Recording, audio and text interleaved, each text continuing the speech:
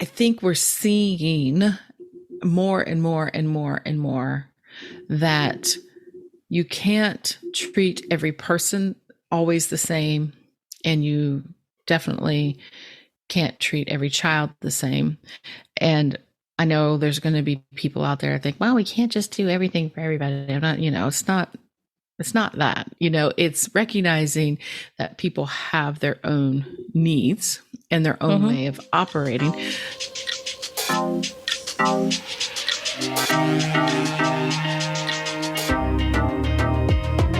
Human design reveals who you are energetically and who you came here to be. I'm Dana, human design specialist. And I'm Haley, the human design newbie. Listen in as we explore how leaning into your authentic self is your ultimate path to success. Welcome to the Human Design Hive podcast. Let's get into it. Hello, and welcome back to the Human Design Hive podcast. How you doing, Haley? I'm good. How are you? I'm pretty good. It's a rainy day here. I think it is there too. It's gloomy. I know. Presley said this morning, he's like, this is the most January day. I was like, yeah, it is. Although it's not too cold. Not too cold. It is not. It's humid. That is a January day in South Carolina because it gets really cold when it's sunny. And then once it starts to warm up, it's getting ready to rain. Here we are talking about the weather. So we gotta set the scene for everyone. I know it's a not cold and gloomy afternoon. Got all the lights on here in the room, trying to create natural daylight for the video. Which, if people don't know, I have started to put little snippets out there on YouTube as well. We were just talking before we came on about all the ideas and projects I have in mind, all the offerings I have that I want to give. It's me finding the time to do them all. My open head is always very inspired because my line one is always looking at things and researching things and learning about things. I'm like, I want to do that. And then I want to do that. And then I want to do that. And then I just need to. Oh, shiny. Shiny. Pay attention to my sacral and also my emotional authority. And it's been very helpful about what I can actually get done in a day. But anyway, so we're not going to win awards for video production. But if you ever want to take a gander over on YouTube, we are over there. Hopefully I'll be putting more content up over there, but you can always help support us there as well. You can follow along. We'll put little snippets of the podcast. And my goal is to take a lot of this information here that we talk about in the podcast and make them shorter video episodes on YouTube, little snippets that can make it a little more organized for people. A little bit more bite-sized. It's my goal. We'll see if it gets there. But anyways, maybe a few words of encouragement from people. If you let me know that's something you want to do, then that'll give me something to respond to. But there you go. Speaking of responding, that kind of brings us to today's episode. Yes. So last week's episode was with my guest Ellen Hefty and her work with children in human design. And did you have a listen? I did, actually. Yeah. I gave you some homework. And you know what? What? This podcast is pretty good. Oh. Well, thank you. That is a ringing endorsement. Because, Haley listens to a lot of podcasts. And she's never listened to this one. She just participates. Well, Ellen was so easy to talk to. She had a great voice. Didn't she have a great voice for podcasting? I felt like I was in the conversation. Oh, that's great. Goal achieved. I feel like I should get a gold star. You do. Gold star.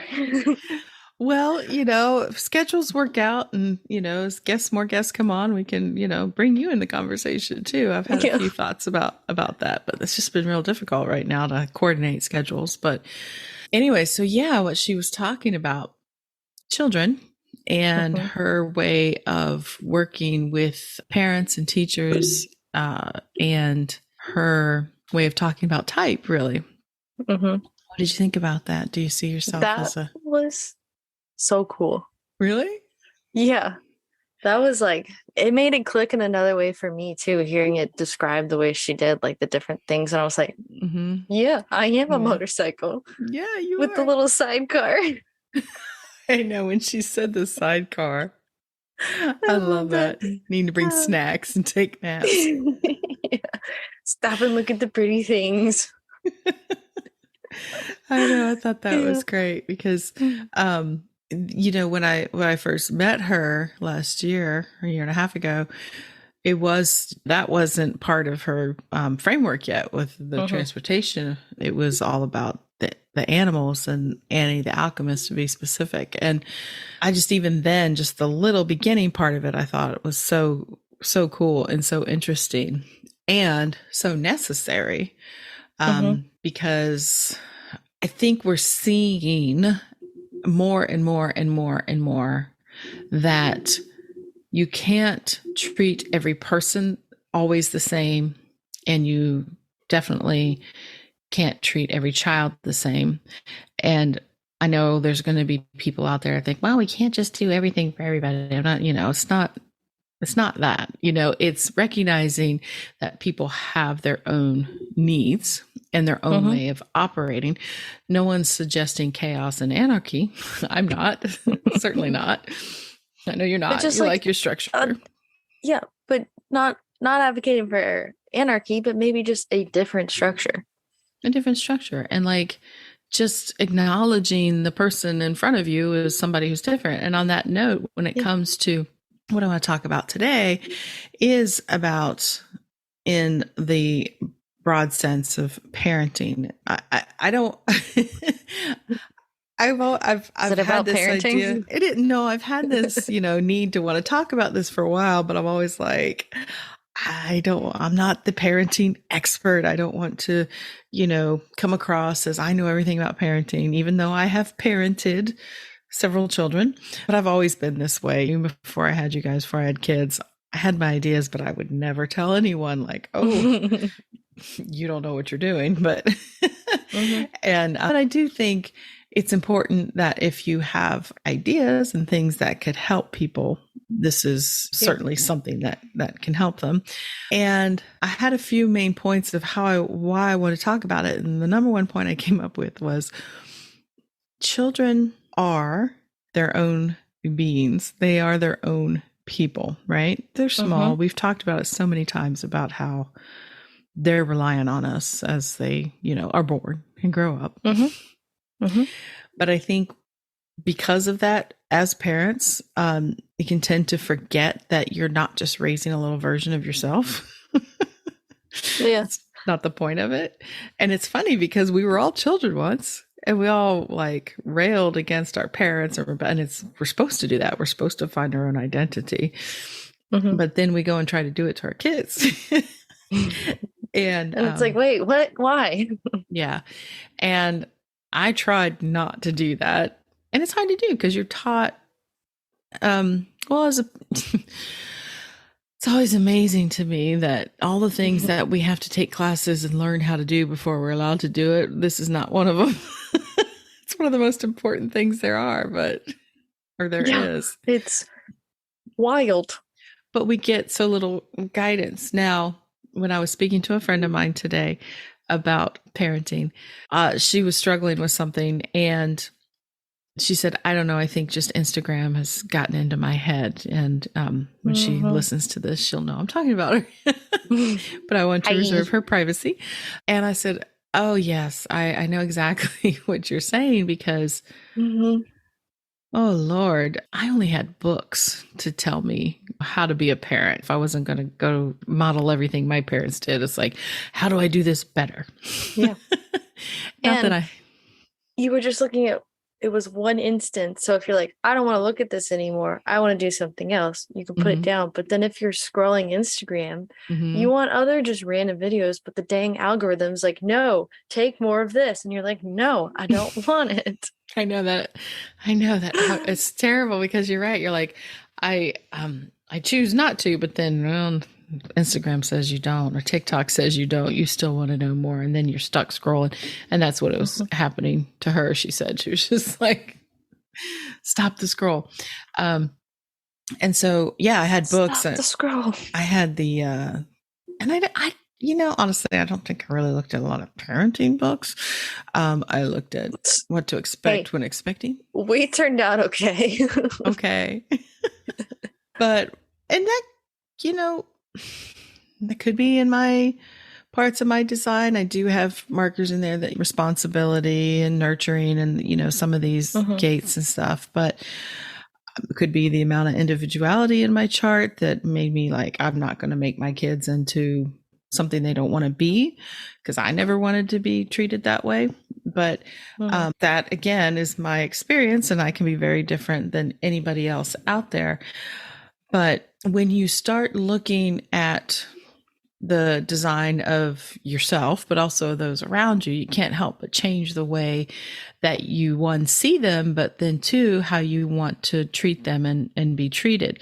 Now, I know that anyone that's listening right now has children, wants to do the best they absolutely can for their child. Nobody really, I don't want to say nobody. We know there's exceptions to every rule, but most, pretty much vast majority, everybody who's listening to this who has children, they want to help them, because this is not some, even if they're not their own children, but children in their life. Yeah. Or potentially, as yourself, may possibly have children one day. No pressure, I'll say. Which I know right after you get married, everybody's asking me, are they having children? Are they ready to have kids? Cassie's uncle, we saw him a week later. He's like, you got a butt in the oven? I was like, damn. He's a jokester, though. His wife kind of hit him like, you can't. Yeah. His wife hit him like, you can't say that. Yeah. They put the pressure on you. But yeah, so as a parent, you want to do whatever you can to help your kids. And I can imagine the amount of pressure. I just can't even imagine the amount of pressure on parents, moms, especially this day and age to be the perfect, and you got to look like this and do all of these things. And it's like, yeah, eat the right things, use the right things, do this, don't do that. Don't do that.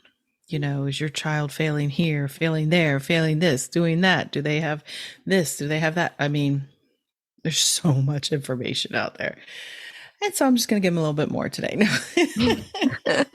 But I swear this is supportive, easy information. And so I think, one, yes, we need to remember that children are their own people, and we're just raising little humans. They start out small and they need us, but we can, treat them with the level of respect they deserve as individuals. And that was it's about like giving them the tools to turn into their own person. That's great. And that was one of the things that always bothered me before I had kids, was how people just did not even see children as, I don't want to say equals, because there is a difference there, like experience wise, they're not equals, obviously, but just as like treating them as like things, individuals. Yeah. As accessories, or just a nuisance, or something that has to be dealt with, or they're not smart enough to know this or that. And, people lie to children. Yeah. And like whenever we would do those house tours downtown in Charleston, like the old houses, and they're like, this is the floor that the children were allowed to be on because they were supposed to be absolutely not seen and not heard. It's like, all right, you hate your kids. That impacted you on a big level. I remember that, because we were like, they had one right next to the museum. Yeah, they had the back stairways and everywhere else that the children literally just stayed up in the attic. Basically, it wasn't an attic, but so they wouldn't bother anyone. Top floor. Oh my gosh, I forgot all about that. And I'll be honest, I heard a lot of that growing up, seen and not heard. I did hear that, or just from your own childhood. Yeah, not like from grandparents and stuff like that.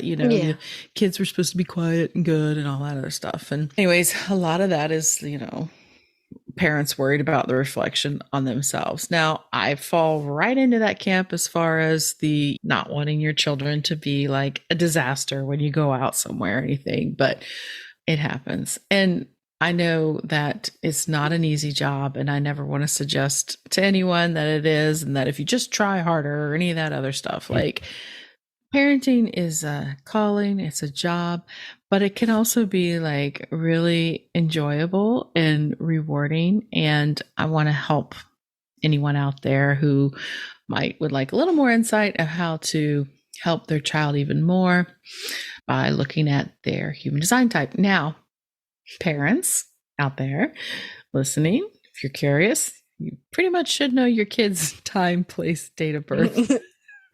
So I assume, well, the mother does. We don't know about the father. Yeah. I know. Every time you try to get daddy's birth time or even just rough time of the day, and grandpa's like, I don't know. Yeah, he didn't know. Okay, so wait. Back it up. Parents, if you don't already have your kid's chart and you don't know their type, definitely pause this, go to humandesignhive.com/free chart, run your kid's birth chart, have a copy of it so you know, but also just look at that most important information and what type they are, because that's what we're going to talk about today is type. And high level. Yeah, high level, general, how to help support your child through their human design type. Okay. Now, the second thing I want to say about that, first, we're saying they are their own people. Second, parents, moms need to, how's the best way to put this? The most blunt way to put this is you kind of got to keep your side of the street clean. Okay. So what does that mean?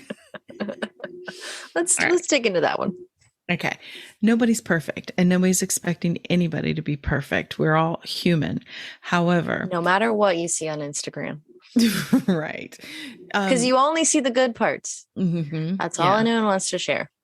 I'm just suggesting as a parent that you will become aware of your own patterns, possibly your own conditioning that you might have been have picked up along the way, how you were parented. All those things are conditioning of how things should be or how you think you should be or your beliefs and everything. And so, they say that starting a business is like a spiritual journey, a personal development journey, because it's all about you. You're the core of the business.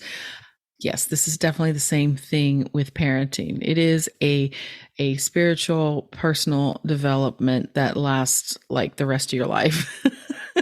Yeah. So you haven't embarked on a healing journey, whether you love it or not, or we're aware of it or not. Your kids are going to really help you in lots of ways, but one of them is this is an interesting thing in human design.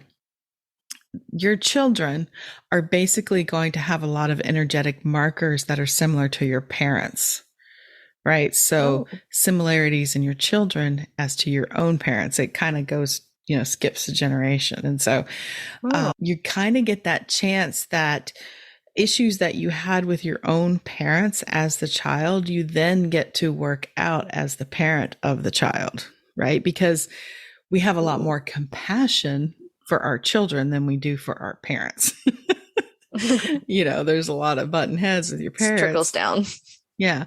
But the beauty of it is you get to see the other side of the coin. Now, it doesn't mean they're little carbon copies of your parents, but there are going to be similarities. Like I was looking at, there's a lot of similarities in my mother's chart and Ian's chart. They have a lot of the same gates, even as far as the gates of their incarnation cross are very similar. And interesting. It is. And, what do we always say about my mom was like, we'd say, oh, you lowest that one. Oh, yeah. That was a real lowest. We can speak about my dear mother who passed almost 13 years ago. But she had a knack for blurting things out. Her specialty were like backhanded compliments. Yeah, she kind of, and it wasn't intentional. She totally she'd be like, your hair looks so nice today. Yeah. And she would just speak about things at random times that you're like, what are you talking about? And it was just kind of weird at times. But that is that channel 4323. And that is that was part of her incarnation cross, and it's Ian's as well. There's different placements there, but he has the same energetic or same knowingness, I should say, that she had. But me looking at it, I can understand it better looking at him, especially with this information of how that is going to play out for him. And I can encourage certain things in him of sharing what he knows and everything. But anyways, I didn't want to go down that road too far because we're not going to talk about gates and channels and all that stuff. We're just going to talk about type. I swear. But there's a lot to cover here. I think it was a good distance down the road. Now we're banging a Yui and coming back. Yeah. Okay. So there's the 5 main energy types: manifestor, manifesting generator, generator, projector, reflector. And that's what we're going to mosey through. Hopefully you can stand by as we get through the first 3 types before we get to the projector, Haley. Maybe. I will say every time on the episode with Ellen, every time you're like, I have a daughter, I'm like, oh, that's me. Do they know she's talking about me? I'm like, oh, tell me about me. Oh, that's so sweet. Okay, so let's look at the manifestor first. Now, I always want to, I usually start with the manifestor, even though they're a much smaller part of the population, because, well, they are the ones that get things moving. And it really, I think, helps in contrast to see the other types if you start with this type, the one who starts things. So, I mean, makes sense. It checks out. So even though there may be less people out there who might have a manifestor child, because they're just around 9% of the population, still. Thank you. I was going to ask. It's important to them, right? And so the main thing about the manifestor and their energy is that, you know, if you remember, they have a motor connected to the throat, correct? Yes. Yep. Checks out? Okay. Checks out. Good to know. And so, as I said, they are the energy type that is here to initiate and to get the ball rolling. They have their own internal nonverbal creative flow. And so what that means is that they don't always know when the creative urge or the idea is going to hit that they want to get into action. And so they kind of have to be available to it. And then usually when they get the hit that now is the time to do something, they just want to go and get in action because they know they can, because they have a motor connected to the throat, which is the manifestation center. And so they know that they have the energy to initiate, get things moving. Unlike the other types who all of us, except for manifesting generators and manifestors, the rest of us need something to respond to or to be invited into, because manifestors and manifesting generators are the only ones that have the motorized throat, and that's what helps them manifest. So that being as such, the manifestor strategy and how they are here to interact with each other. Do you remember what it is? The manifestor strategy? Oh, no. There's this really good podcast called the Human Design Hive podcast. You go back and listen to it. Oh my God, I'll have to check it out. Yeah, I think there's one specifically about type. And there is, if you want to dive deeper into this, there's episode 3. Go ahead. Are you going to say something? Nope, I was going to say episode 3. You still don't remember? Okay. No. So the strategy, so it's going to be something about like initiating, but I don't know. Well, that's what they do, is they initiate, but in order to stay in alignment and to allow their energy to unfold the way it should, they need to inform those around them. That's right. Before taking action, because since they can get into action when they want to, they need to just, looking around them, anyone that may be impacted by their decisions, their actions, just let them know what you're thinking of doing. Okay. Right. Now, also as a manifestor, that means that they do not have a defined sacral center, just generator types do. Right. And so as an undefined sacral center, that means it's variable. It's going to, pick up energy from defined sacrals around it, and it can use that energy, but it's not sustainable. So even though manifestors can do and get into action, they also need to know when enough is enough. And they have to also have cycles of rest built into that.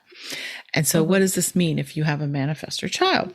Well, quite a lot of different things. Like I said, if you want more in-depth detail specifically about the manifestor type, go back and listen. But really the challenge for parents of manifestors, and challenge, the whatever you want to call it, is that they have to raise their children who feel empowered in their ability to align with that creative flow that goes with them. Because they have a very unique purpose. They give the rest of us something to respond to, right? And so when we talked about strategy just a second ago and forming, that goes hand in hand with the emotional theme, which is when the types know when they're not acting in alignment and not using their strategy correctly. And for a manifestor, it's anger. And that anger is a strong word, but it's really the disruptive or disrupting that creative flow for a manifestor, because like I said, it doesn't have words necessarily, though I said it's nonverbal, it's internal. It's just kind of, I guess, a feeling. Yeah, it's just an urge of what I want to do. And it slows them down to have to like explain it, because then they have to find language for it, and they don't necessarily have language for it, right? So there's that anger piece. And so parents of manifestors, if they've been looking into human design, might at first feel a little intimidated, maybe a little scared of this angry, willful child, which traditional human design might paint that picture for them. They have this angry, willful child. But, again, they can be intense at times because their energy field is kind of closed off to the rest of us, because they are their own contained individual that can get things done on their own. However, depending on how old your manifestor is, if you have a small child, they're not aware of any of this, obviously. And so you can see how, as a parent, if you are aware of this, you kind of can really help guide and manage them so that they grow up feeling empowered to be themselves and to allow themselves time to create, to rest, to be in their own process, to understand that they have a unique role. What you hear a lot, because, this information is rather new, it's not been around that long. So there's lots of people alive now that did not have this information growing up, that would be manifestor types, and not having this understanding of your child. A lot of manifestors grew up really feeling that there's something wrong with them because everybody's always telling them no. You know what I mean? Like what they think is right for them, they get told and shut down, and, told no and shut down because they didn't inform, but they didn't know. Right. Right. So likewise, if you say your child isn't small, your child's a teenager, you may have seen some of these and you find out they are a manifestor. It might help you see like, wow, we could go about this a different way. They weren't intentionally trying to just be oppositional or whatever. This is someone that didn't really even understand their own self and how they're meant to move in the world, and the kind of cosmic role they play here, which is to initiate us. So I think a really important thing in parenting a manifestor child is teaching them about informing. And because a lot of adult manifestors don't do this because they got shut down a lot as children for doing the things they wanted to do. And so they would often just kind of like either sneakily do it themselves or, felt like it was asking for permission. And it's not asking for permission when you're an adult. It's just letting people know. But when you're a child or you have a child, you can teach your child to inform by also informing them. And this is a piece, I think, that the piece about strategy that a lot of people miss or hasn't really been taught is strategy goes both ways. Okay. Okay. So, and that's, one of the things I say in parenting is you have to model behaviors, right? That you want your children to model. Exhibit. Thank you. What's the other end of that? So, it might be that just teaching your child to let them know what they're going to be doing by you letting them know what they're doing. So if you have had outbursts with a kid because you just you don't give them enough time to maybe stop what they're doing and shift gears and do something else, to be like, hey, in 10 minutes, it's going to be time for dinner. And so I'm going to need the kitchen, or you're going to have to clean up your area, just letting you know.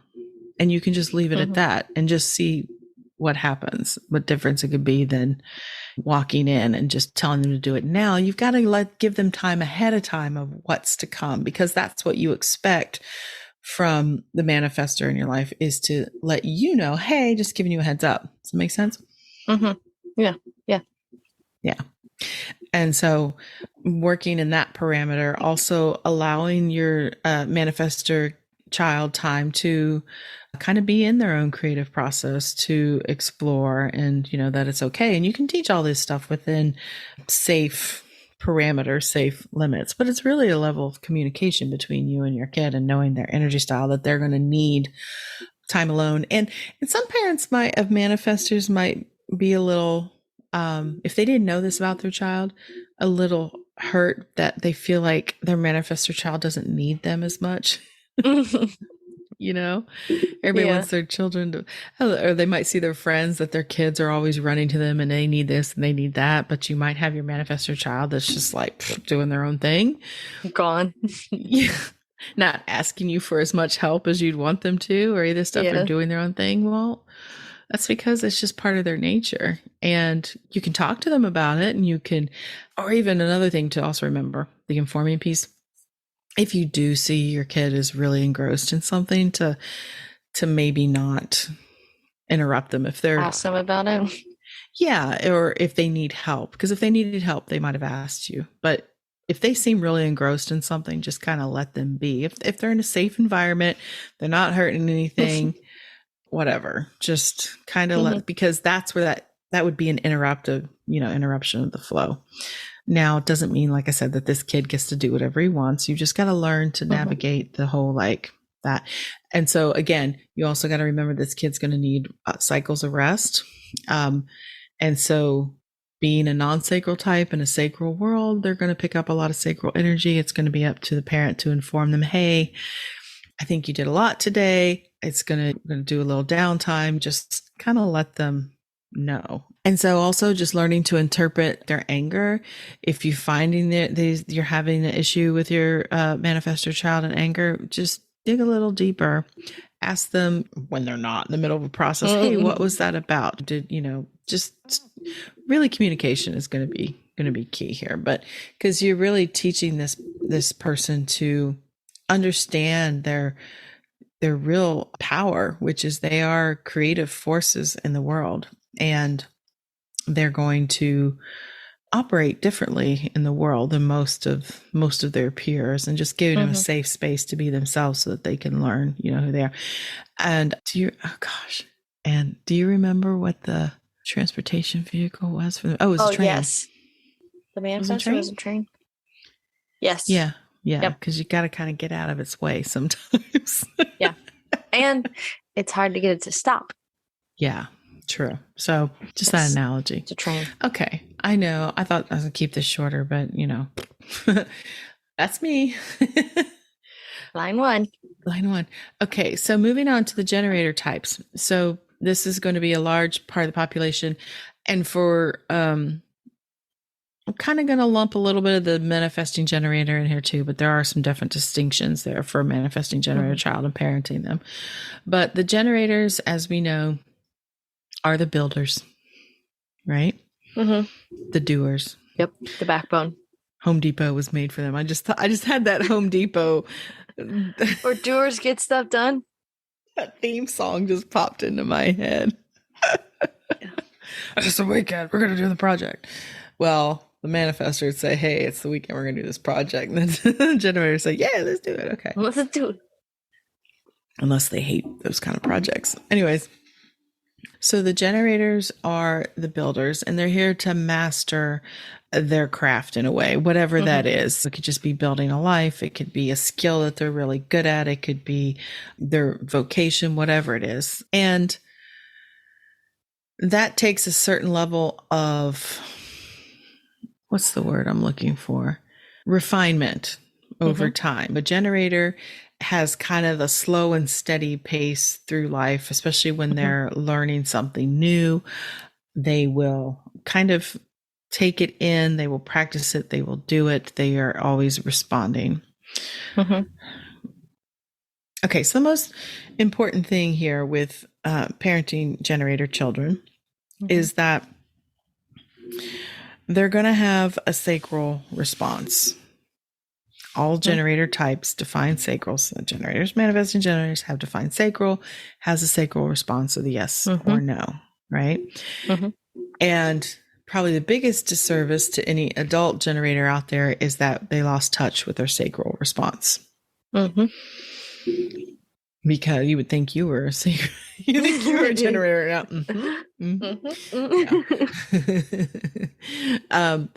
So the generator is meant to respond, and the sacral response is there to guide them in how to use their energy of what's appropriate for them, because they have a lot of energy with that defined sacral center.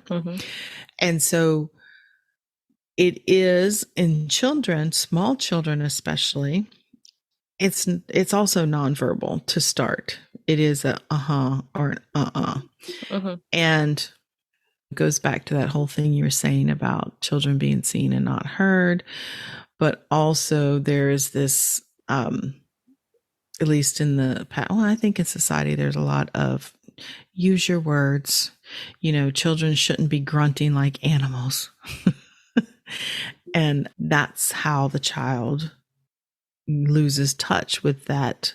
Yeah, I'm sorry. If we were supposed to be coming out, using our words right away, you wouldn't have to learn how to speak. You'd be coming out with yes and no. Yes, mommy, I would. Yes, mommy, I would like a cup of tea. I was thinking something else, but we're not great with accents.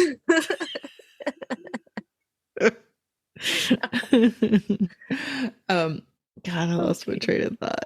It's nonverbal in the beginning.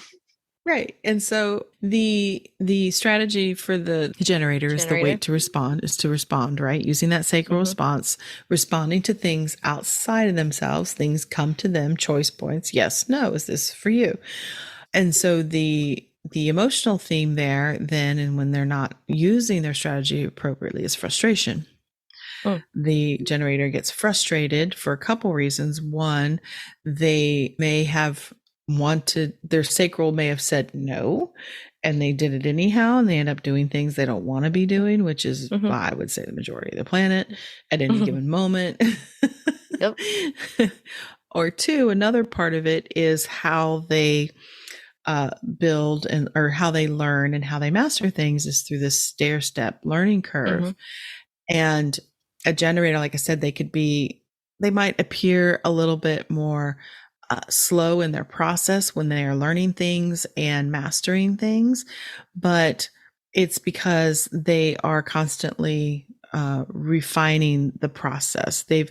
A generator, if you're parenting a generator child, you've got to kind of get comfortable with the fact that, and you need to teach them how to, quote unquote, fall down and get back up again, because there's going to be this dedication to learning and refining and becoming the master of their chosen path, right? And so The stair-step learning curve means that they will have these surges in learning or mastery or accomplishment, this surge of energy. And then generators usually get to this point where they feel stuck. And this is where a lot of generators just chuck it all, quit, get frustrated because nothing seems to be working anymore. And you're smiling, you're not a generator, but are you having a married one? Married one, yeah. And so when I was thinking about this with your brother, because he's, a generator, I was thinking about guitar, right? Because he kept telling me when he was little that he wanted to play guitar. But my friend's husband, who's a guitar teacher, did not start taking students until he was at least 10. And so when he finally got to be 10, till Ian was 10. Right. Until my son was 10. Students had to be 10. We got him the guitars and he went to the lessons and he did it for a couple of years. And at first he was really into it. And then it was just cold. Like, no, I don't want to do it anymore. And of course we made him finish a certain amount because we're like, hey, you said you wanted to do this. You need to, commit to it, whatever. And he was like, yeah, no. And so when it got to a point where we gave him the space to make that choice again, you really not want to do this? He was like, no. And he never picked up guitar again. Now, if guitar had really been his thing, he may have come back, a week, a year, whatever later and be like, I really want to do that. And because of the foundation he had built there and what he had already done, he would have this almost unexplainable surge of mastery that the next time he picked it up, he might suddenly just be better at it. And it would just flow better from there. It would be different. Right. But in his case, it was like, no, I'm done. And he was. He got what he needed out of that, whatever it was, and he was done. Same with soccer. Kind of the same with like skateboarding. And soccer. You guys are really trying to make him do active things. I wasn't. Might have been your father who liked to skateboard and be a Boy Scout and all the other things that Ian started but didn't finish. You would think Ian was the manifesting generator, but he's not. Yeah. But so that's just for him. He knew when it was time to quit, and he would quit. He was responding to that. We kept asking him, and it was a sacral no, no, no. But if your child is doing something like that, you might ask them again sometime, or they just might respond again and be like, hey, you know what? I think I want to try that again. And they might try it again. They might know that, I just need to take a break, or they might just, be done altogether. And so the frustration really is for a generator, and you could help your child with this to learn too, that it's really part of that stair-step curve. And really that stuck part is just building momentum for that surge to the next level of mastery, that they're going to get better at something. And so if it's something your kid really is passionate about, but they're just in this like phase of funk almost. Yeah. Not wanting to, chuck it all, just kind of encourage them that, hey, well, let's just take a break, see what happens. So another important thing for parenting generators is that because they have this sacral energy, you need to encourage them to help burn energy in a healthy way, especially in these school years, because school is all about like sitting in one place at a desk, which will just really harm a generator. I would say harm, but it's not good. But then Ian, he is a generator, but he also will sit at his desk playing video games for hours. I can't wrap my head around that part of it for him specifically. I know what you're saying. You think it's a lot of mental energy he's expending? Well, there's mental energy, but he could definitely stand to move around some more. Well, he could, yeah. But he's also a Taurus. He's very stubborn. He's a 3-5. He's like not going to listen to what anybody else. I mean, we try to encourage him. Now, he has gone for walks with me and stuff like that if he's in the mood. And I wish he would move around more, but he doesn't want to listen about any of this stuff anyhow. But he also has that channel at 952. We were talking about concentration. Like when he's focused, he's focused. And He definitely, but when he was younger, was definitely burning off a lot more But energy. just you can always hear his swishy His little pants. swishy pants. He was busy quite a bit Well, as a kid. and then you said like when we were very young, like you said he wasn't a happy baby until he was like able to follow me around, like on his Yeah. own. Follow You've me told, to you, me or yeah. you. Well, I've heard it, I've known it as me, but it could be useful. But like he wasn't happy until he could get Yes. himself around. Yeah, he is very sensitive. But I noticed that, yeah, as soon as he could sit up by himself, it got a little bit better. And then when he could crawl by himself, a little bit better. Walking, great. Once he was able to walk and talk and move around on his own, he became a totally different child for sure. He was not happy not being able to do things for himself. Anyway, so if you do have a school age child, to make sure that you build in somewhere in their day a way for them to expend some of that energy, whether it's after school or before on the weekend, like they just need to. And also generator children who do get a lot of activity, it's okay for them to like go, go, go, because the more energy they can expend during the day, the better they're going to sleep at night, because generators need to like kind of wear Burn out it all that off. energy. Go to sleep, wake up the next day, do it all over again. So that's good to do that. I just want to give some pointers real quick on sacral response and children. You can kind of gamify it with your kids or your partner. So as we said, it's a yes or no thing. And so a kid, you could just randomly ask them you could have little fun sessions where you make it a game of asking them yes or no questions, and they could be silly or they could be goofy.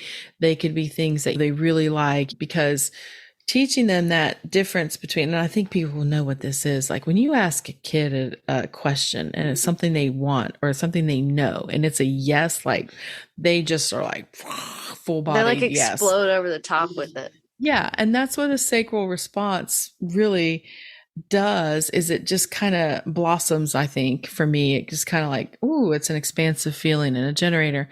And to help them really get comfortable and familiar with that feeling, and that it's a good thing. And they don't have to answer you yes or no, just do the they get silly or whatever. But also, so like if when it comes to keeping your generator on task, remember this is manifesting generators too. The only difference between this is going to be the motorized throat, which we'll talk about real quick in just a second. But for the generator type, so if you have a generator or a manifesting generator child, you can do this same process here. If you want them to things around the house, like cleaning their room or whatever, you can't just go clean your room. Oh my God, that didn't work with Ian either. Still doesn't.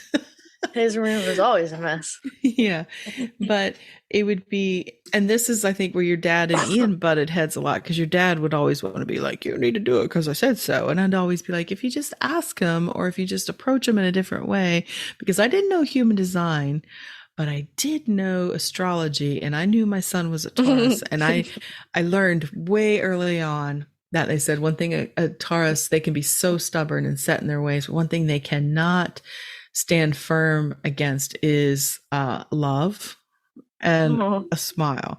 Like, and it's like Ferdinand the Bull. I know, it's exactly right. That was always my secret weapon with Ian, would always approach him in a totally different way. Or when he gets that look still on his face where he wants to be oppositional. Like, and I just smile and you're like, Ian. And then he crumbles. Every time. And he'll never listen to this podcast, so he won't know. But anyway, so you want to get your kid to clean the room, and they're like, I don't want to. So again, it's setting these expectations, these boundaries. You can say like, okay, your room needs to be cleaned today. So do you want to clean it in the morning? Yes or no? Do you want to clean it in the afternoon? Okay. You've got to do it today. You give them a choice point. They know where they're operating from. They get to choose when they want to do it. Right. And then everyone loves choice. I mean, yeah. I mean, because kids do want to please you. They do want to, like, be a part of the family. They want to be loved just like anybody else. They're not like just trying to be oppositional. They're not like this completely different alien. They're little children. Little humans. And so then you could also be like, okay, so when it's time to clean, there's so much to do. What would you want to pick up first? You want to pick up your toy cars first? They might be, no. Well, okay. Do you want to pick up this first? No. Well, do you know what it is you want to put away first? And they would say, yes. Well, what is it? And let them tell you. This is the best way to work through anything with a generator child. Getting creative and looking at everything as a yes or no question, so that they remember, you're the adult here. You're supposed to have a little bit more wisdom on what your end game is there. So be a little creative and think about how you could ask them these yes or no questions. Mm-hmm. Same as if you say, put your t-shirts in the drawer, and they're like, no. And be like, well, is it they just don't want to do it, or am I asking the wrong, or am I telling the wrong way? So like, well, or it's, yeah. And it's like what Ellen said, talking about like when your kid gets in the, or I think she was probably talking specifically about generators, manifesting generators. But she said, when your kid gets in the car, instead of saying, oh, how was your day? Saying like, do you want to talk about your day? Yes or no? And then it's like, if they don't, then you just gotta leave it alone, because they don't want to. Have you tried that with your grown generator? No, I'm bad at asking him yes or no questions, because apparently you're not open-ended. That's right. And oh man, that's the biggest thing between you and I of trying to learn that too, to help you better express yourself, is not, because we'll get to the projector in a second. I was about ready to go off on that. We're not going to do that. Okay. Tuck that one. Tuck it. See if I can fit it. Okay. So that generator part. Okay. So a manifesting generator, specifically where they're different from the pure generator type, is that they have this motorized throat on top of being a generator. First thing and most important thing is to realize they are still generator type. So everything we just talked about still applies to your manifesting generator child. The only difference is that, yes, they have to respond. They have the sacral response. But then once they respond, wait to respond, see what comes at them. Then they can get into action, but they have to inform before they get into action, right? Because they're going to go fast.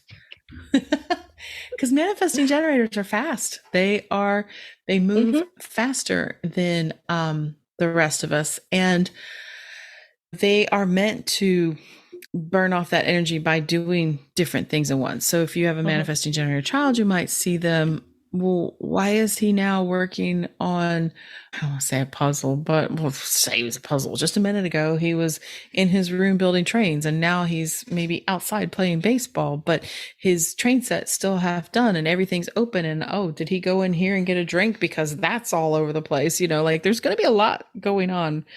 And I just said all that, which could be applicable to my own husband. He does that too. But I'm telling you, knowing that about him as an adult has completely changed the way I see him, and eliminated so many struggles. Crazy. Yes, eliminated so many. I'm just like, oh, that's what he's supposed to do. And it's the same with the manifesting generator child, because manifesting generators are here to find the more efficient way of doing things, faster, easier, more efficient.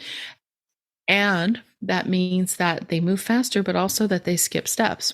And quite often they'll have to go back and repeat and make up those steps because they skipped it. And one interesting thing that was pointed out to me recently is that even when they try really hard to make sure they do everything, they do all the steps, they may still skip steps because that's what they're designed to do.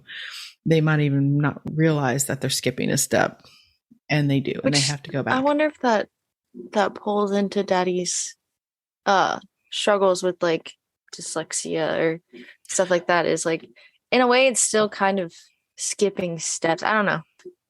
Well, I think that's something a little different, but it is also him being hard on himself. And you might see this in your child if it's a manifesting generator, is they may be a little hard on themselves when they make mistakes, because especially if they get into school, if you don't build this foundation or have known this knowledge ahead of time before they get into school age, definitely challenging, I think, for manifesting generators because they want to move. They want to do things. They got all this energy, right? Especially if they're young boys, there's just like all this energy and they just want to dive in. They don't want to listen to directions. They just want to because directions aren't necessarily for them, they especially with their profile or whatever, they might be a line 3 profile and a manifesting generator. They're not here to listen to directions. They're here to make new directions, and they're here to get their hands in it. Yeah. And so it could be frustrating. But if you know your child is this type, you can start supporting them and being knowing they have to put off that energy, giving them projects to be into, realizing that they're not going to finish all of them and that's okay. And letting them know it's okay, that they don't always have to finish what they start, because built into their nature is to start things sometimes, but not finish them. And that's okay, because they have to build off the energy. They need to be busy. Remember, make sure they always inform before they get into action. So I don't have a manifesting generator child. I just married one. That's so mean. He's not a child. No, but you've with the what am I trying to say? You've kind of told him to hey, just let me know what you're doing. You ask him to inform you because it makes it easier for you, because you're like, what you doing? Yeah, most of the time I don't have a problem with it. Most of the time. But that's where that informing piece comes in, because sometimes you might be like, hey, I'm going to do this. I'll be like, hey, wait a minute. Remember, we're supposed to be over here at that time. You go, oh, okay. All right. Slow it down a little bit. So again, recognizing that these children, these people, they're fast and they can't necessarily slow down just when you ask them to. You can try to redirect. But most important thing with parenting and starting here is going to be, again, working with that sacral response, and then making sure if they're a manifesting generator that they're informing you before they get into other things. If it's going to affect you, again, remember, also, if you're working with response, you also need to inform your manifesting generator child of what is to come as well. Same as with the manifester, because they have that hybrid of that strategy there. Part. So, which honestly, I think that goes well across all types, that parents just kind of forget, to kind of give your kids that courtesy of a heads up of what's to come. Yeah. It's like you tell adults in your life things that are to come. You give them a heads up on things, but sometimes it gets lost in children. All right, Haley, did I do enough there? You ready to move on? I know you are. You're ready to move on. No, I think that was, the manifesting, the generators, coming back to Ellen's analogy, the vehicle types, the generators was the car, and the manifesting generator was the sports car. Yes. And it's very true. It's very true. It is. Okay. So moving on to projectors. So projectors are our next non-sacral type, meaning they don't have a defined sacral center, and they also do not have a motorized throat. So projectors need a lot of recognition in general, because a non-motorized throat needs to be asked, right? Needs to be invited in, needs to be recognized. So that is for projectors and generators and reflectors that don't have motorized throats. You can have a defined throat, just not a motorized throat. So as is the case with me, defined throat, non-motorized. So what I say is usually better when someone's asked me to share. And so projectors really struggle with recognition and wanting to be invited in, or needing to be invited into things, because their energy, there's 20% of the population. You guys are here to guide and manage others, right? And the thing for a projector in general is they are more attuned to the other. Their energy can really kind of get into the heart, the G center area of the other, and know what the other needs in order to improve, be better, be more aligned, whatever you want to call it.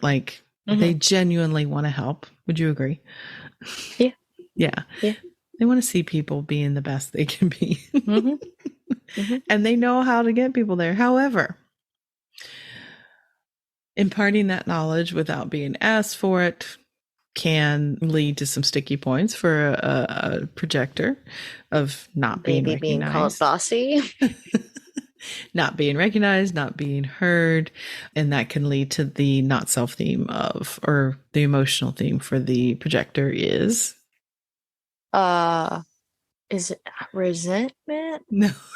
No, that's no. Wait, hang on. No, give me another chance. I don't know. Bitterness. Okay, I wasn't like, I was close. They're very close emotion. Yeah, bitterness. Okay.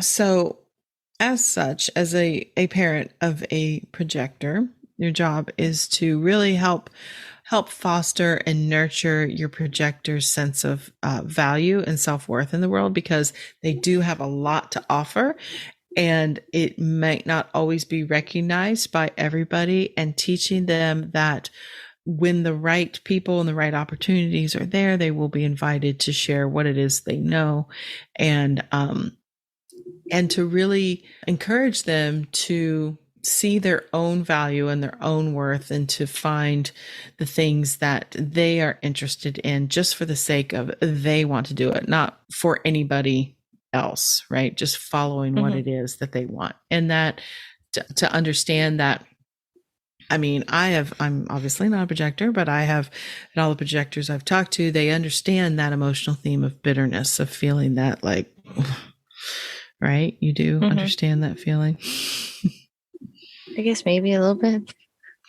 Well, let's see.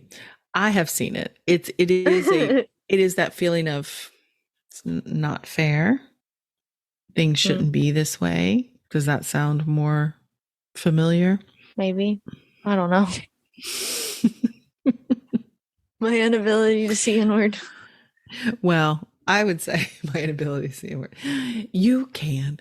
I would say that I see, well, one thing that is interesting, projectors, when they get really tired and burnt out, they also can experience this bitterness, because it is like, it's that cue of you are out of alignment, which means you are tired, you're out of alignment, you are doing too much, you are expending too much energy that you don't have sustainable access to.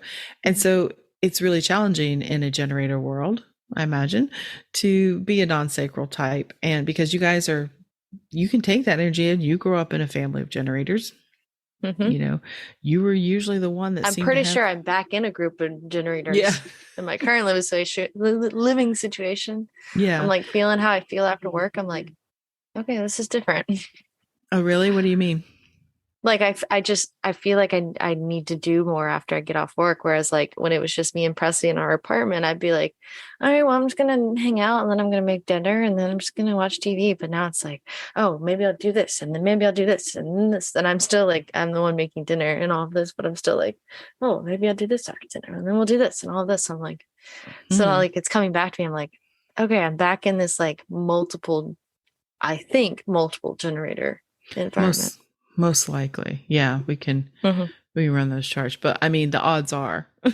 Yeah. Well, I mean, you do high. know there's at least one. So I'm sure there's others. But you're saying if you're noticing the difference and in that environment.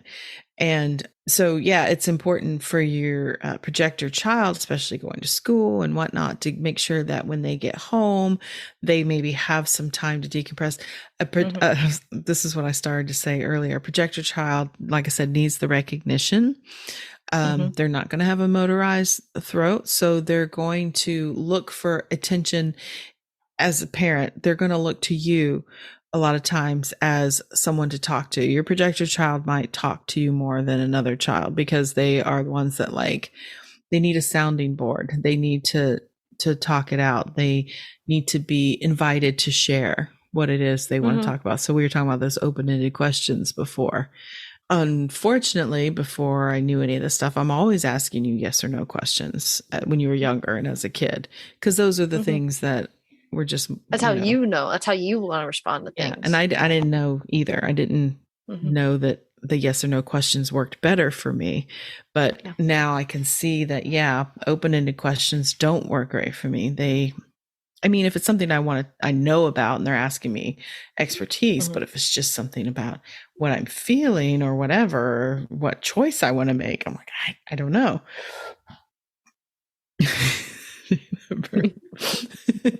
But I've noticed that when I ask you those questions, yes or no, I find you struggling to answer or grow up conditioned to give a yes or no answer, right? Which might not be the right answer. It might, for yourself, not for someone else, but it might not be. I think I can tell when I answer a yes or no like that, because I'll be like, yes, or like, no, because I'm like, well, I have to answer like that, but I'm like, it doesn't feel right. So I find that I like elongate the word. Yeah, that's interesting. Because I'm like kind of questioning, like, Well, I guess you could always come back with, what could I tell you what I think about that? So, so your projector child, you're going to probably not need to give them more attention, but they might, ask it. You might have to just give them more attention, not in a needy way. They're not being needy. It's just that as a parent, you're that space for them of where they get to explore who they are and how they are. And so again, reminding them that they're going to need that rest. Like I started to say, if they're in school, they can need some decompression time at home. Projectors, reflectors, non-sacral beings cannot exhaust themselves. They can't go to the point of exhaustion and then expect to sleep. It's going to be the opposite for them. Your child is going to need some downtime before they go to sleep. And I love telling the story that when you were a child, the nighttime rituals for you and Ian were so different. We had the dinner and the cleaning up and bath time and everything. And then Ian would want to run around and he'd always get the giggles and you guys would do whatever. But I could put him to sleep, tuck him in, he'd be out. Whereas for you, I had to lay down with you. And a lot of times you like to read, but sometimes you just needed me to lay there next to you. I didn't sleep next to you. You were in your bed. But now I learned that projectors need to kind of lay down for 20, 30 minutes before they decompress, because laying down helps discharge that sacral energy around them that they've held on to. And so the same for your children. You might notice that a little sleepy time ritual with your projector might be a little bit easier for them to help them sleep better. And as they get older and they are trying to, maybe in their friend groups or at school or whatever it is, like I said, you said something to the effect that they might be seen as bossy. Not saying that happened to you, imparting your knowledge. But I imagine it's hard experience on that one. Yeah, I imagine it's hard to know what needs to be done, but nobody's paying attention, right? That's the most frustrating. When it's like if I am not the one that's in charge and I'm like, why are we doing it like this? This doesn't make any sense. Like any group project, I usually was the one that took the lead because no one else would. And they wouldn't do it right. And that may play a little bit more into my personal design, not just yes, you're correct. Yes, yeah, you have a lot of markers for that, for sure, definitely. But so one thing that you could teach your child to say or to start playing around with is be like, hey, instead of just blurting out what they know and trying to get people to do what they want, asking, I think I could help. Can I share with you what I think? Or can this is the child saying this? Yeah, if your kid's been having struggles with being heard or whatever, say hey, I think I can help you with this, or I think I can show you a way to do this differently, or I think, do you want to know? Or I have some thoughts. Do you want to know? And if it's a no, they just don't. They just say, okay, because they can comfortably know then that they're saving themselves a lot of time and pain, energy. an energy by barreling through that no and be like, but no, listen, you need to know this. Like, no, I have to tell you. Because if they tell you no, you got to honor that no. They don't want to know. Okay. That's a life lesson for every projector out there. But no means no. But teaching your kid that. And so one thing we were talking about, the non-motorized throat and the projector and everything, is that the difference, you were talking about Ian and you and everything, is that you were over 2 years old before you really started talking. Mm-hmm. And Ian was a lot of, I can remember now. Well, he always had that passy in his mouth. His binky. Did he call it a binky? I think we did, yeah. Anyways, but you would really just kind of sit and observe. You might shake your head, but you never did make a lot. You didn't make those grunting sounds. You didn't. Now that I think about it, you were just kind of the silent observer. Well, you're also a 6'2", so you were the silent 6'2" observing projector. I'm always observing. Yes, and then your brother was quite different. Love you both so much. Your projector child might be a little more sensitive than those around you or others, depending on how open they are in their centers. Mm-hmm. But just in general, projectors, they don't always have awareness of their own strengths, their own value and everything, because the aura is so focused on the other. So it's going to be really helpful to support them in recognizing for them. You can recognize the things in them that they don't see for themselves as a strong suit for them. Okay. Mm-hmm. So anyways, anything else about projectors they need to know, Haley, as children? There's just a little tidbit about water and projectors. Mm-hmm. Cause I shower basically every single night. And if I don't, I just feel like I'm not ready for my day to be done. I have to wash off the day. Yeah. Yeah. There is something I have heard from other projectors that there's something about projectors. Water can be soothing. Maybe, like you did at the end of the day, your kid maybe is there in school. They might want to do that at the end of the day because it does kind of help. Water does kind of discharge a lot of just energy around you in general. They like water. Baths. You did like baths. You had baths. Okay. And we gotta tell the vehicle type. We keep forgetting. We kind of already touched on it. Oh. But the projector is the motorcycle. Yes, with the sidecar. Because of the small fuel tank. Yeah. I love that. The small That was the big tank. part. Yeah. Yeah. We're talking about Ellen again and Ellen Hefty's work. She says the projector is and what'd she say about motorcycle. The fuel tank? They have the small fuel tank because you got to stop more often and fill it back up and, take the stops and look at the view and look at take your snacks and all of that. And I'm yep, checks out. Checks out. Love it. Okay. And they can go different directions than a motorcycle can go different paths than a car can, right? It can go off the main road. Beaten path. Mm-hmm. Yep. Okay. All right. So the reflectors. So I think they're only 1% of the population. That means they also are the only type that has no defined centers. They're all open. So that means they're very sensitive to the environment around them because openness is sensitivity.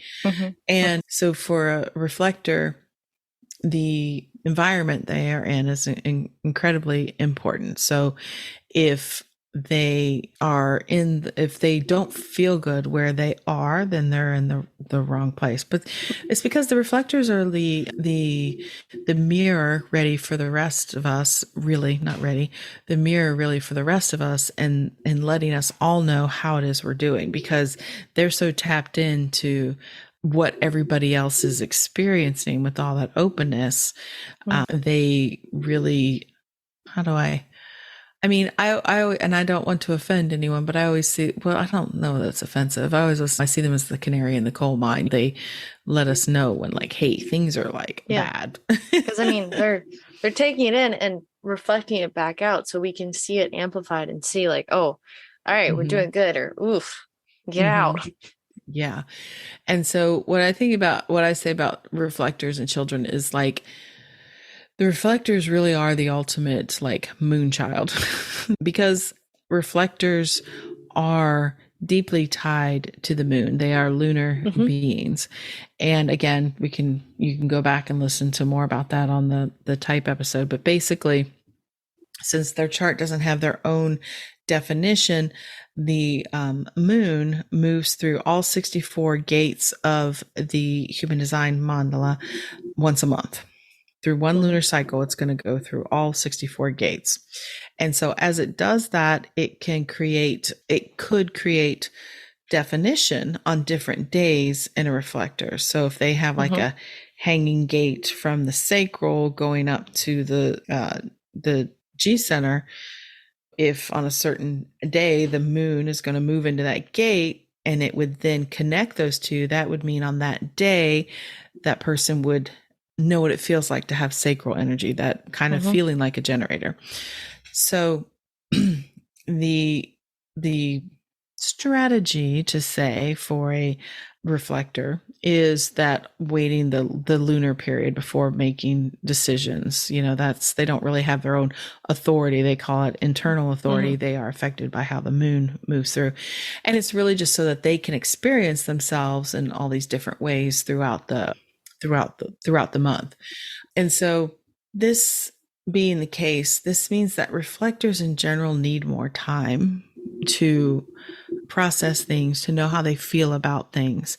And this is going to be a really important lesson for the parent to learn and also to help the child with, who is a reflector, is to understand that they do have a rather rare and unique child on their hands, and things are going to be very different for them, and to honor them because they hold a very special place for us.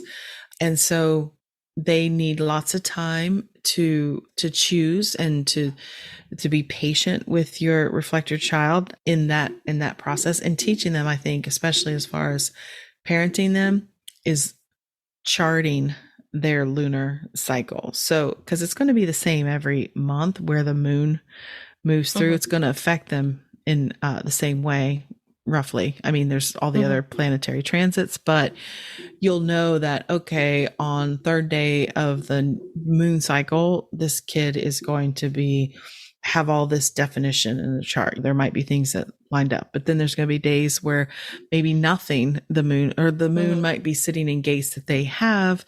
And so nothing changes and they have that openness again. So there's going to be that fluctuation in their energy, but essentially they are non-sacral types. So they also are going to need lots of rest and everything built in, and lots of discharging of that energy built into their routine.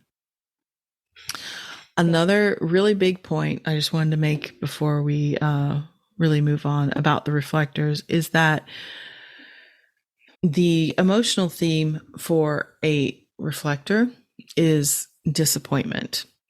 And that comes from a couple different things. One, the disappointment factor of not taking enough time to make these bigger decisions in life because they rushed it. They didn't wait through that whole lunar cycle to see how they feel. And then also disappointment in the fact that because they have so much openness, they can really tap into the people around them. They know how people feel about themselves, what they are feeling. They know everything, and they know so much more than we do. The rest of us do. They tend to fall in love with the potential of people. They can see the potential in everyone. But there's only a lot of not self going on. Right. And so it's going to be important as a parent to notice who your reflector child is hanging out with, and who they, as they get older, are building relationships with, and to make sure that they have people that they can trust as a sounding board, which will probably be you as the parent early in life, because that's just what hopefully children do. If you're supporting your children the right way, they want to talk to you. Because there can run the risk of more codependent relationships sometimes with reflectors, because like I said, they're holding on to that potential, but it sometimes is just that potential. They can't make anyone change. And so they can tend to, because of all that openness, they can tend to merge into others very easily, especially that open G center, right? It's like, it feels good. They want to be around them, but then it's not always the healthiest thing for them. So paying attention, like who the peer group is. And so you're going to have to really guide them in noticing what's theirs and what's not theirs. What is really what they're feeling, what's other people feeling. And so it's it'd be more challenging, I would think, as a parent to help guide that, but hopefully with this information. And then I am no expert here on that. And there's certainly people out there that are, on reflectors in particular. There are many reflectors out there that work in this capacity. So there is help available, but can't do it all in this podcast. That's for sure. I mean, in this episode. Because again, I think I may have given too much at once, but I do my best. People can listen to it however they want. Yeah. If they do it all at once, tidbits, multiple times.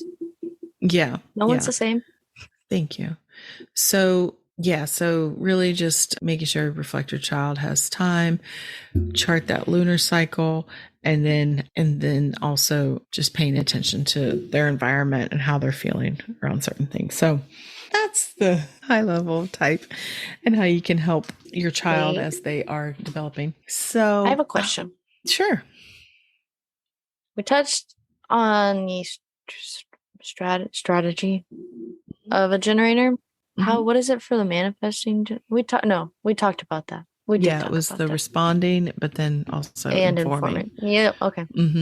Yeah. And then, I mean, to be clear though, we didn't, I think, spell it out for the projector, which was wait for the invitation or recognition. Oh yeah, we didn't entirely. It's implied. No, they have to. So if we were to say the projector needs to wait for the invitation, and that's for the big things. It's not like everything. Inviting them to the dinner table. But it would be, strategy going both ways.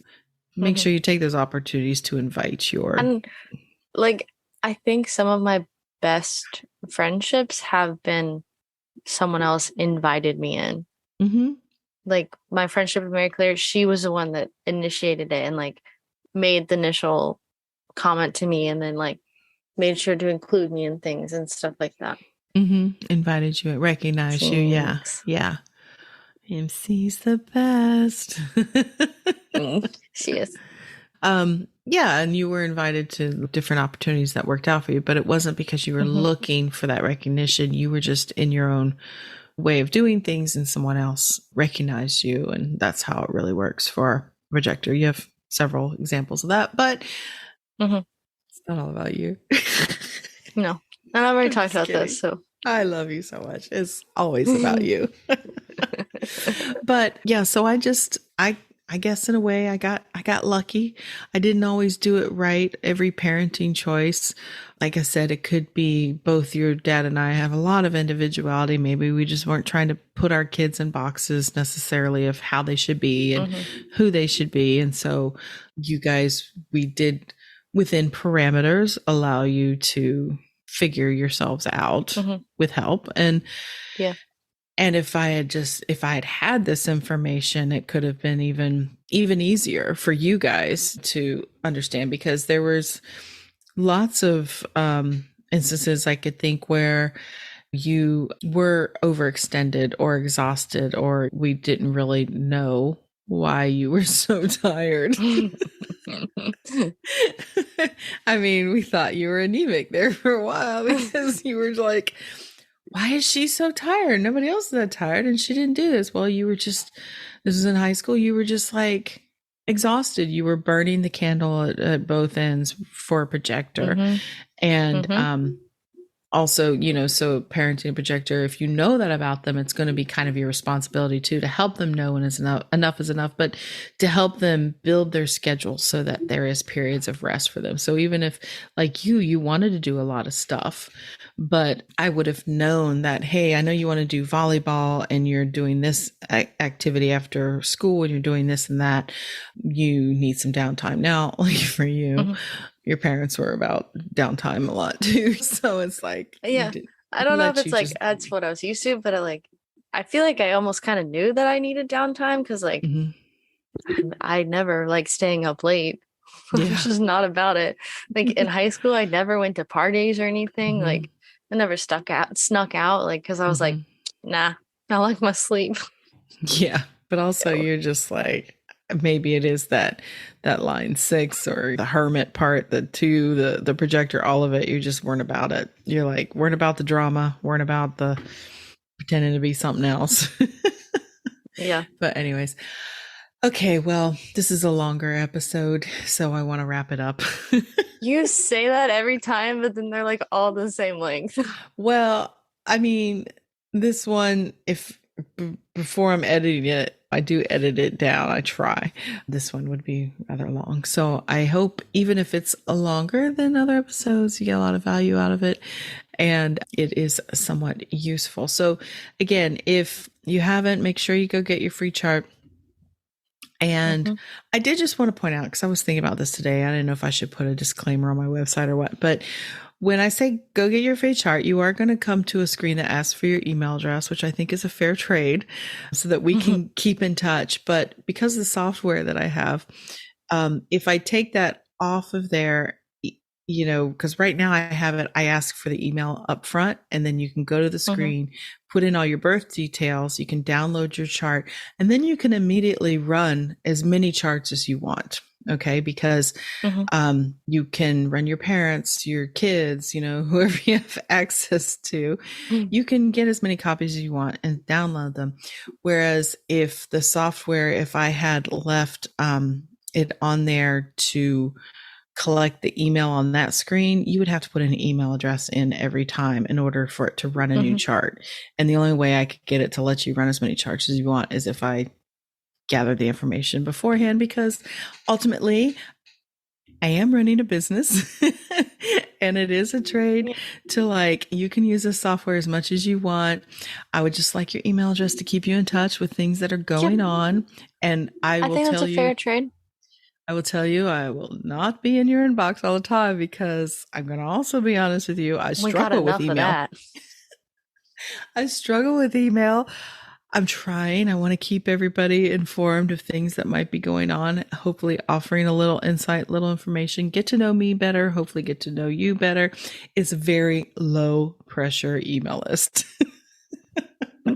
So don't worry. But I would love to have you join my community by using the body graph generator. The hive. Yes, please, because I'm here to help support you in any way I can. So, Haley, it's been great seeing you again. Hi. I see you. I feel seen. I love you. All right. Well, we'll wrap it up. So thank you, everybody, for listening, and we will talk to you later. So bye, Haley. Bye.